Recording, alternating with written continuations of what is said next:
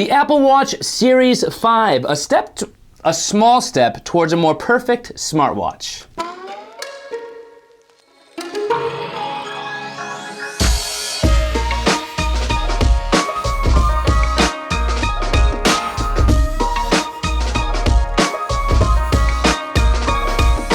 What's up, YouTube? It's your boy, B-Mac. So yes, Apple Watch Series 5 review, deep breath, it's here. Now I know there's not a whole lot of things different with the Apple Watch Series 5 when compared to the Series 4. I get that, and honestly, I actually had a difficult time putting this review together because I did not want the minor aspect of how minor the upgrades in the Series 5 actually are when compared to the Series 4 to outshine how great the actual Series 5 watch still is. So in other words, this is not going to be a comparison video. I'm going to approach this review just as if I was getting the Series 5 for the first time. Give it its due justice, review it fairly, and then towards the end of this video, I will give you some comparison points and then kind of talk about upgrading, whether or not you should, whether or not you shouldn't, all that towards the end of the video, so buckle up, let's just review this thing. In a nutshell, the Apple Watch Series 5 is basically the best smartwatch you can have on the market today. And I honestly don't think I could go another day without having this thing attached to my wrist. I know how crazy and insane that sounds, but it's true. I rely on this thing, I love it. This thing enhances my life. So let's start off this review by covering the two main new features you're getting in the Apple Watch Series 5. First up, the big one, the always-on Retina display. The new always-on display is pretty much a classic Apple move where they're solving a problem we didn't even know we had. Now I know some people were asking for an always-on display and have been asking for quite a long time now, but for me personally, I never really saw it as an issue until I started using this thing and I'm like, wow, yep. Pretty nice to have. Basically, up to this point, every other Apple Watch has had a display on and off toggle, meaning to actually see the display of your Apple Watch, you'd have to rotate it in a way where your wrist would match up with you looking at it, at which point the display would turn on, like you see right here. And as you rotate your wrist and face it away from you, the display goes off. That's how every other Apple Watch has worked up to this point. Now, with the Series 5, your display is on at all times, and when the display of the Series 5 is not facing you and is pointed away from you, it's just gonna go dim. It's not gonna go off, it's just gonna go dim. So basically, instead of a display on and off toggle, you have a dimming feature now with the Apple Watch display actually always being on, at least in some level of brightness. Now, when does this come in handy? I do think the examples are somewhat limited, but there are instances I found myself where I was using the Apple Watch with the Series 4. I'm like, do I really have to rotate my wrist right now to see the actual display? It's actually more helpful than you might think to have that always-on display. An always-on display sounds good, but on a Series 5, I still don't think it's perfect. In testing this device over the past couple days, there are still a few drawbacks of this always-on Retina display. And no, before you jump to conclusions, battery life actually isn't one of them. I found the battery to be pretty solid on the Series 5, not much different from the Series 4. I didn't have any problems with battery life on the Series 4 to begin with, so no issue there. Instead, a bunch of other issues. When you turn the Apple Watch away from you, the always-on display isn't nearly as on as you think it might be, which in my eyes kind of defeats its purpose. At the time of making this video, this is what happens. The adaptive refresh rate of the Series 5 display actually slows down to 1 Hz and turns whatever watch face you're using into a dark mode kind of watch face with a black background, which when dimmed is very hard to see, especially in brightly lit situations. On top of that, if you're in an app, the app will actually get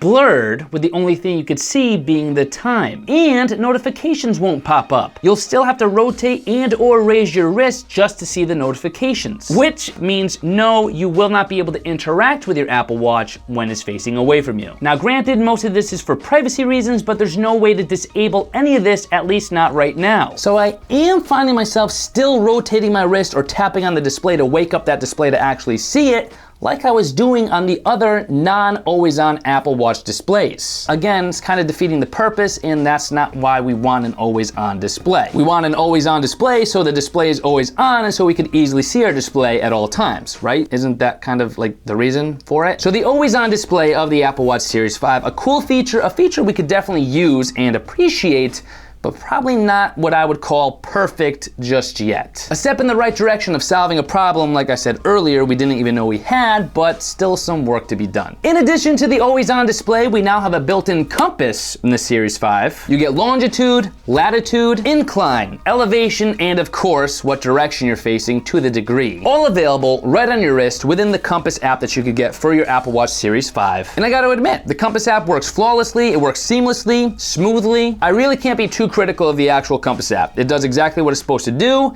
even if I'm not really gonna end up using it much. And that's what I have to consider here, because I didn't even have the Compass app installed on my iPhone, which was causing the Compass app to not show up on my Series 5, which made me think I got the Series 4 by mistake. Funny story, but regardless, once I realized I was never using the Compass app, so I didn't have it installed on my iPhone to begin with, I installed it on my iPhone, it showed up on my Apple Watch, I tested it out, it works great. And maybe if I go hiking in the woods a little bit more, or if I start to do a little bit more off-roading with my Jeep, in that case, maybe I'll start to actually use a compass. But maybe you're a person who needs a compass for your personal needs, and for whatever that reason is, just know that the Compass app with the built-in compass on the Series 5, an A+, home run. It does exactly what it's supposed to, in a really cool layout that I actually like kind of playing with, even if I'm not gonna end up using it. Where the built-in compass of the Series 5 I think might be even more helpful, however, is in maps. I actually head into New York City every month or so for work, and I'm usually there all day hopping around from location to location, bringing out the maps. Even though I've gotten to know my way around New York City a little bit, it's still kind of confusing, very easy to still disorient yourself if you don't know where you're facing. And when I used to use maps on my phone or my watch, I had no idea which street I was facing. You got all these tall buildings, you can't see where the sun is, so it's very easy to get disoriented in New York City. And now having a compass for the maps on my Apple Watch is gonna help me get around a lot more easily. So if you constantly find yourself getting directions on your Apple Watch, just know that the compass is gonna make that process even easier, because now you can actually see which direction you're facing in relation to the maps that are showing up on your wrist. So even though I'm not going to be using the Compass app on the Apple Watch Series 5, I do think I will be coming to appreciate the built-in compass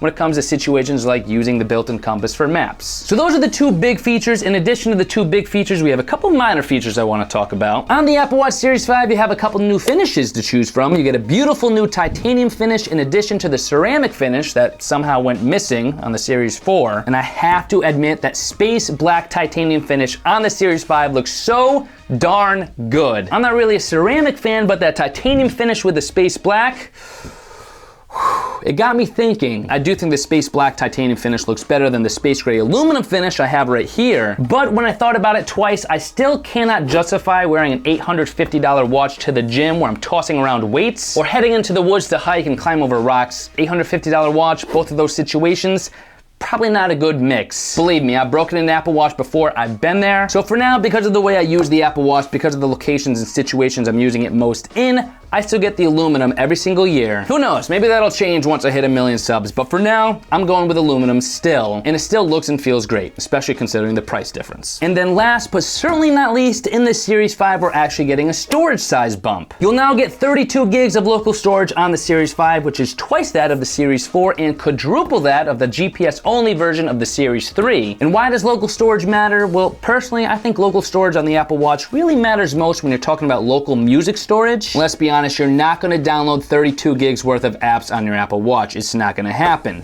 That storage space is probably mostly for music. If you work out at a gym that doesn't have public Wi-Fi, if you're running and you want to be able to listen to music but you don't have that cellular connection, local music storage, you're gonna want it. And if you have the cellular version of the Apple Watch, local storage probably isn't even an issue because you're just gonna stream your entire Apple Music library at any given time, which you can do on the cellular version of the Apple Watch. So if you have the cellular version of the Apple Watch, this probably won't matter a whole lot to you, but if you have the GPS-only version, getting this extra 16 gigs of storage on the Series 5, it's gonna come in clutch. And I have found 16 gigs like we have on the Apple Watch Series 4 to be that sweet spot in terms of storage. Anything more than that might be slightly overkill, but hey, I'm not gonna complain about it. To get an extra 16 gigs of local music storage on the Series 5 for 32 gig total, yeah, pretty nice. And then let's not forget, with the Apple Watch Series 5, you get all the same great features that were available in the Series 4. You get the beautiful, sexy new redesign that was launched with the Series 4, which clearly includes this stunning edge-to-edge Retina display in size either 40 or 44 millimeters with rounded edges and of course, Force Touch. On top of that, in the Series 5, you're getting all the same great health features of the Series 4, including heart rate monitoring, ECG, fall detection, and now exclusive to the Series 5, international emergency calling if you have the cellular version of the Apple Watch Series 5. And of course, in the Series 5, you're getting the S5 processor, which actually is the S4 processor like we have in the Series 4, but regardless, that is twice as fast as the processor we have, the S3 processor in the Series 3, which makes the Series 5 incredibly fast. I actually thought the Series 3 was fast enough when I first reviewed it, but then when we switched to the Series 4, which has the same processor now as the Series 5, I was blown away at how responsive and how quick this watch actually now is. So that new processor, definitely a game changer. And then with watchOS 6, just like every other Apple Watch, except for Apple Watch Series 0, you'll get that new cycle tracking and hearing health app that you get within watchOS 6. And then of course, the main reason why I got the Apple Watch to begin with, way back when I had the Series 1, the ability to track your workouts on your wrist. So all in all, the Apple Watch Series 5 is an incredible device, and I highly recommend you pick one up if you're upgrading from the Apple Watch Series 0, especially Series 1, Series 2, or Series 3, but you might want to hold off upgrading from the Series 4 to the Series 5. Reason being, obviously the new features of the Series 5 aren't that substantial over the features you already get in the Series 4, but if that always-on display, the built-in compass, the extra storage, and the new finishes you could get the new Apple Watch in matter to you, then maybe if you got the money, if money ain't a thing but a chicken wing to you, maybe upgrade from the 4 to the 5. But for every other person, you probably just want to hang on to your Series 4, you'll be happy. As always, all of my Apple Watch videos, including my Apple Watch setup, the bands I use, the accessories I use, all that could be found in the video description box below. There you will find links to my favorite videos regarding the Apple Watch, my favorite accessories, all that, so video description box. Check that out. Thank you so much for watching, and do me a favor real quick, smash that thumbs up button if you enjoyed this video, and comment down below your thoughts on the Apple Watch Series 5. In the meantime, I'm gonna open up the Maps app on this Apple Watch Series 5 and get directions to the local grocery store, not because I don't know how to get there, and not because I could just walk down the street to do that, but because I wanna try out the new compass feature within Maps. And now I'm facing north. And now I'm facing east. And now I'm facing west. Now I'm having way too much fun with this, I know. Facing north, by the way.